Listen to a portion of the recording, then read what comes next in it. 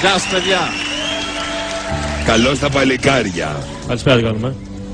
Καλησπέρα σας, χαίρομαι πάρα πολύ που επιτέλους έχουμε δύο ανθρώπους της τέχνης. Προφανώς θα μας παίξει το πιάνο. Καταλάβατε λόγω του πιάνου. Μα είναι, όχι, είναι εντυμένοι σαν να πηγαίνουν σε μια συναυλία. Χαίρομαι πάρα πολύ που ήρθατε. Τι θα μας παίξετε σήμερα? Πρώτα είναι το Godfather, μετά της Carmen. Α, Μπιζέ. Μάλιστα. Και μετά έχουμε επιλέξει το... Τα παιδιά του Πειραιά. Τα παιδιά του Πειραιά. Μπράβο σας. Πολύ ωραία. Άρα, όπως καταλάβατε, εσείς οι ακαλλιέργητοι, θα ακούσουμε ένα κομμάτι ακάτρεμα, γιατί έχουμε ένα πιάνο, θα μας παίξουν δύο κύριοι, οπότε προφανώς θα ακούσουμε ακάτρεμα. Συγγνώμη, αλλά δεν ταιριάζει με αυτό που θα πω. Είδε ο γύφτος στη γενιά του και αναγάλιασε στην καρδιά του. Σε βλέπω σήμερα ενθουσιασμένη. Τέλεια. Και πραγματικά ανυπομονώ να σας ακούσω. Εγώ περισσότερο από όλους. Ευχαριστούμε πάρα πολύ, να είστε καλά. Αρχίζουμε.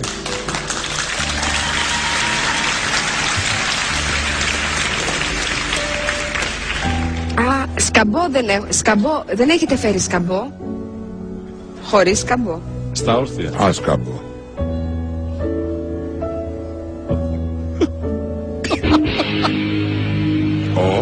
Τι κάνατε?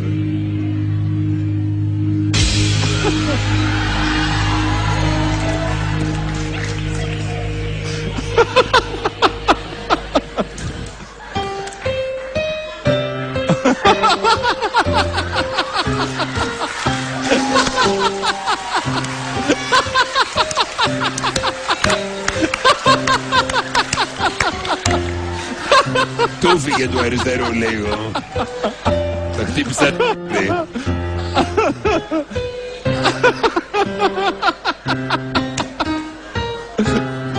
Ευγενία, δεν σε πήγε σήμερα. Ναι.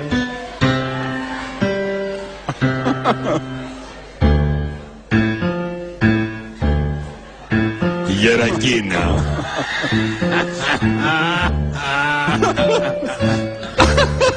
Χωράει μετά.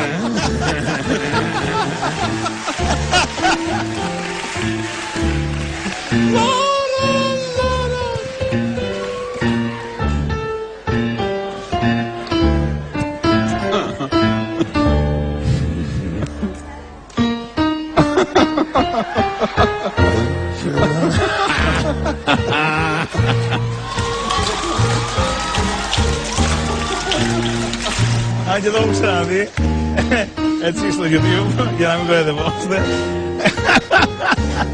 Πολύ καλό και εδώ.